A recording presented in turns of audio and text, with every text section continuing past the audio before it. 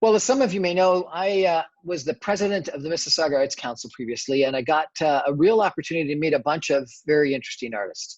And I want to introduce you to one tonight that is a little bit different than the typical artist I introduce you to on the show, because he's the poet laureate for the city of Mississauga. His name is Paul Costa, and he's an extremely talented individual. And it's a pleasure to welcome the Brian Crombie Radio Hour on Saga 960. Paul, how are you doing tonight? I'm doing very well. Thank you so much for having me on the program. Our pleasure. So, let's start out. What's a poet laureate? Well, the main job of a poet laureate, and they exist kind of at all levels in many countries and cities, is that it's really to promote poetry within the city, to create and perform poetry that commemorates and is involved with different civic events, and as well as to, pardon me, raise the profile of poets that are either working in Mississauga, who are, or prospective poets and young poets in Mississauga, as well as ones that have a connection to Mississauga and represent the city on a wider stage. And that's really the kind of thing that I do. And it's led to some wonderful opportunities. I got to recite a poem for Hazel McCallion's 99th birthday party, and that was a wonderful experience. And I actually also did a reading for Councillor Fonseca's Family Fun Skate in January, which was an amazing experience. It was the same community center where I took skating lessons as a kid, and I was doing the poem on the ice, which was kind of a very amazing circle. While you were skating? No, I was luckily standing still. I was on the mat or the carpet next to the counselor. Now, how does one decide they want to become a poet? That's an interesting one. It was something that I was always interested in early on, and I remember writing it in grade school. And for me, it came about because I was starting in a band in high school with some friends, and I sang, and I wrote lyrics, and that kind of grew into poetry, and I liked it, and it was a way that I found that was an artistic form that I took to quite well, and it felt good. And basically from there on, I essentially just kept writing it, and pretty much grew into a whole kind of literary interest. Fantastic. And so now, do you make your living as a poet? No, I make some living as a poet. I do have income, but I'm kind of solid on, with my bios to always say poet, writer. I say writer, teacher, spoken word performer, because those are all the streams that have given me income. And there's sometimes a tendency in arts to try and kind of hide that or to ignore the day job part of it, but I like looking at them in a kind of symbiotic relationship, and there are ways that they are mutually beneficial. So I'm a high school teacher by trade. Oh, okay. What do you teach in high school? English? I teach English and history with the Peel District School Board. This upcoming September, I'll be working at Port Credit Secondary School. But in the past, I've brought poets that I've known. The League of Canadian Poets has a Poets in Schools program where you apply and get funding, and you can pay a poet from the League of Canadian Poets to speak at the school. So I got a man named Lawrence Hutchman there to do that. And I've brought in some poets that are work with slam and youth poetry to give workshops. And I've connected writers that I know with teachers I've worked with if they want to bring kind of work that appeals to youth and is a bit more current in the Canadian land. We're chatting tonight with Paul Costa. He is the poet laureate for the city of Mississauga. We're going to take a break and come back more with Paul in just a second. Stay with us. Hello. Well, welcome back to the Brian Crombie Radio Hour. We're chatting tonight with Paul Costa. He is a high school teacher. He teaches English and history. He's a poet. He is a spoken word artist. He's a teacher, and he's the poet laureate for the city of Mississauga. Paul, what's the difference between being a poet and a spoken word artist? The definition of that has always kind of changed throughout the years. So initially in history, they were one and the same thing. In fact, it was all, an oral tradition. reaching back in the ancient times for many, many different cultures, like Gilgamesh or the Iliad. In the more modern era, there's been a bit of a division, particularly in the 20th century, where the attention was mainly on the page poetry. And people have always given readings, they've always been there, but it has never become the same kind of big medium in the culture like stand-up comedy has become. So they always exist, but some people, or many people recently, prefer doing just page poetry, and there's been a bit of a division between the two. But particularly with writers nowadays becoming more in charge of their own kind of marketing and promotions and things like that, I think it's an important skill or thing to be comfortable with if you want to advertise your work and sell your work. So for me, they're always very much together, and I encourage people to bring those together. Could you give us an example of one of your poems or spoken word? Yes, exactly. I usually actually work on always memorizing things, but I do not want to risk blanking out here. So let me just make sure that I have the right one in front of me. What are we going to hear? This is going to be one that references Mississauga in particular. And I wrote it to kind of reconcile two things. One is that I'm a person who is working to promote poetry in the city. The other thing is that in my personal tastes in art, I kind of veer more towards the genre, or the surreal, or the horror or science fiction and fantasy and things like that. And I always was trying to kind of bring those two things together. So this is when I wrote, kind of reflecting on that and my journey to this point. Awesome. Paul Costa. The paradox of any achievement is that the road there isn't as brightly lit as the finish line. Believe it or not, I never thought my content made me a likely candidate for something like Poet Laureate. The images in my imaginings aren't attached to patriotism without question or reassurance without awareness, because my words don't mix with tea or coffee in a cup held by two hands at once. I conjure vain demons and indifferent beasts, alongside a twisted god's dry humor and stories of the abyss. But I think it's a point of national pride that David Cronenberg made such a monstrous fly, that Streetsville cultivated hellish imagery for Hannibal, and that the winter of '74 in Toronto gave birth to the first Black Christmas. In fact, it was the bone-chilling power of that horror movie that made me see how a story can leave you speechless when I was 15 and saw it on TV. The point is, I don't think the city I represent is a horror show or a cosmic dystopia. I do what I do to help it be a place where people can rediscover their singular voice, the one fate's path and the status quo file down. By embracing my strange perspective, by making spaces where people can be who they are in one-on-one conversations, and by pointing poets towards the doorways I always thought only opened in dreams, because too many of those who step through cover up the passages they use to preserve egos built on the illusion that achievements lose value if they help anyone fly higher than them. Awesome. That was great. Thank you so much.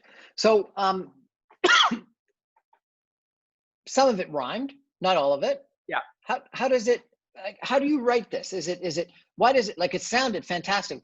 What makes it poetry? Is it the cadence? It's not the rhyme, like some of it rhymed, but not all of it. So what is it that makes it poetry? I think it's really a sort of structured, stylized expression of an idea through language that perhaps is not in the narrative form. While you do have narrative poetry, I often use poetry for ideas that don't fit into a narrative storyline. For that, I might write prose. But different things have always made poetry different. I mean, that's an odd sentence, but for example, rhyming is something that really came about from Latin.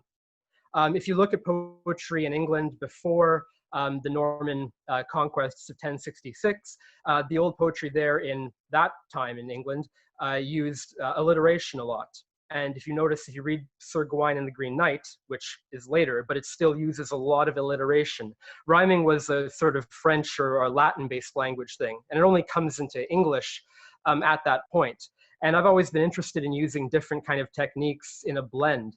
And in terms of my approach to spoken word and literary styles, I always tell people that I'm kind of inspired by that Bruce Lee idea of blending together different disciplines and styles in a kind of fluid form. So as you pointed out, some of it rhymed, and I do use that on occasion, but other times I'll use internal rhyme or alliteration or repetition to achieve a kind of rhythm or flow.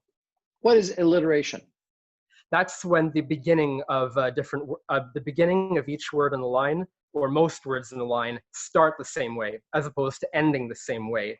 So if I said, Billy Bishop boiled bats for breakfast, that would do it.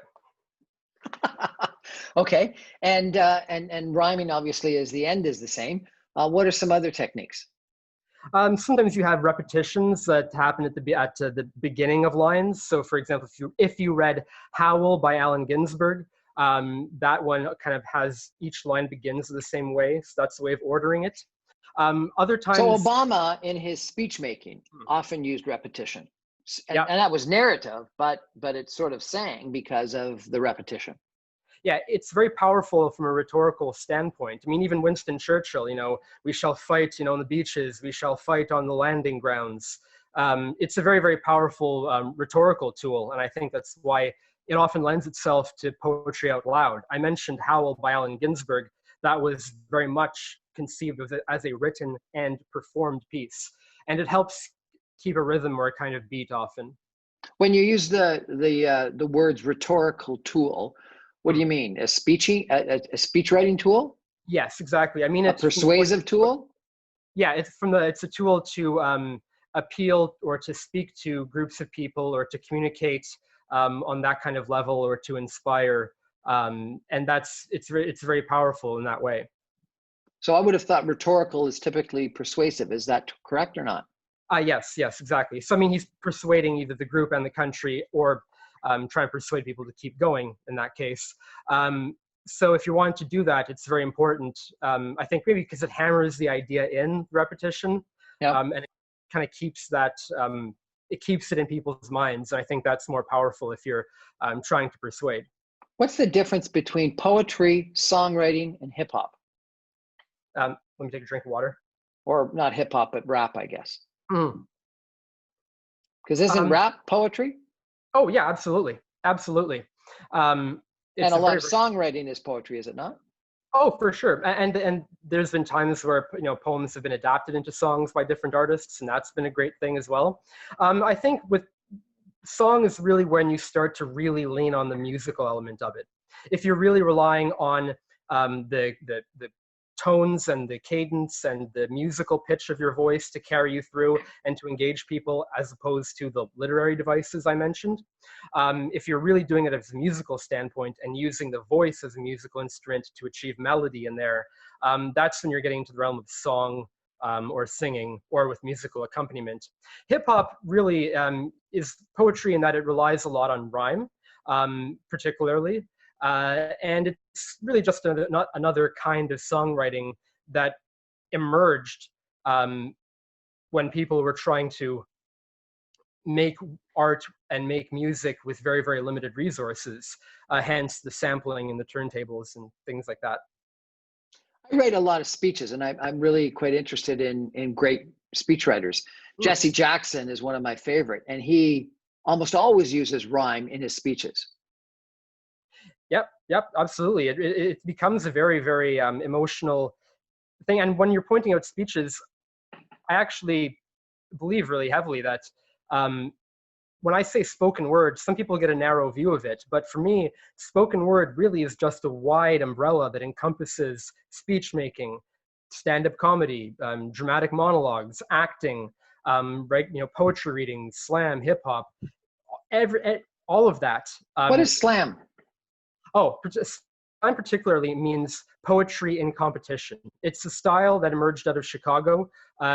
There's no particular way of, slam is not the way it sounds. It means the poems are done in competition. So you have 3-minute rounds, each person goes up, there's judges in the audience, from the audience, who hold up the scores after, and there's a winner at the end of all that.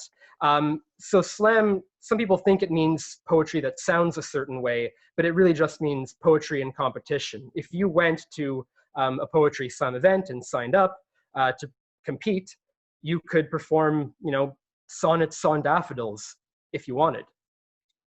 If you're successful as the poet laureate, what will you achieve? I believe that if I am successful as a poet laureate, there will be I want there to be a stronger candidate, a pool of candidates applying for the position when I finish, than there might have been 2 years earlier. In my mind, when I'm trying to promote poetry in Mississauga and connect young poets with resources, I'm doing that because I want to ease that road and make that connection and help people learn what I wished I'd known when I was starting, so that they'll have a higher profile and more accomplishments and more publications and experience. And I want there to be a very, very strong group of candidates vying for being poet laureates when I finish in April or spring 2021. What's your favorite poem of all time? One of my favorite ones, probably the first one I ever memorized. It's hard to say one that's my favorite of all time, but there's actually the first one I ever memorized was by William Butler Yeats. And it's a kind of lesser known one called An Irish Airman Foresees His Death. And I've always been fascinated by World War I era aircrafts, those open-seated biplanes. And that poem is a kind of first-person poem that explores the perspective of an Irish pilot in the war. And it was a really, really cool poem that I always liked. The other one, when I was Can you recite a verse for us? Yep. An Irish Airman Foresees his death goes more or less like this. I know that I shall meet my fate somewhere among the clouds above. Those I fight I do not hate, those I guard I do not love. My country is Kiltartan Cross, my countrymen Kiltartan's poor. No likely end would give them loss or leave them happier than before. Nor law nor duty bade me fight, nor public men, nor cheering crowds. A lonely impulse of delight drove to this tumult in the clouds. I balanced all, brought all to mind. The years to come seem a waste of breath the years behind, in balance with this life, this death. Awesome. One of my favorite is by, I think it's John Masefield. I must go down to the seas again, to the lonely seas in the sky. And all I search is the tall ships and the stars to steer by. And the wind blows and whatever it is. Great poem. I love that. John Masefield. That's a beautiful one. There was an old book called Lines of Action. It was a compilation of kind of more rough and tumble poetry. And it had like Robert Service. And my dad had it when I was a kid, and I used to read it. And that's where I first read The Shooting of Dan McGrew and Casey at the Bat. And speaking of tall ships, there's one by Alfred Lord Tennyson called The Revenge, a ballad about the English ships fighting the Spanish. Well, Paul Costa, it's been a pleasure to meet you, and I wish you all the best as in your tenure as a poet laureate, and I hope I get to hear you perform a spoken word something on stage at some point in time, because that would be, you have an incredibly good way of performing and reciting the poetry. So thank you so much for sharing that gift with the rest of us in Mississauga. Thank you so much. I thank you so much for having me. I really appreciate it, and I'm hoping to get back to that as well. Things have been a bit closed down, but last year I read at the Remembrance Day ceremony at City Hall, and hopefully by November I'll be able to do that again this year. And I'm sure you'll inspire some of the students at Port Credit Secondary School. I'm looking forward to meeting them in September. I'm excited. Paul Costa on the Brian Crombie Radio Hour on Saga 960. Thanks so much for joining us. Good night.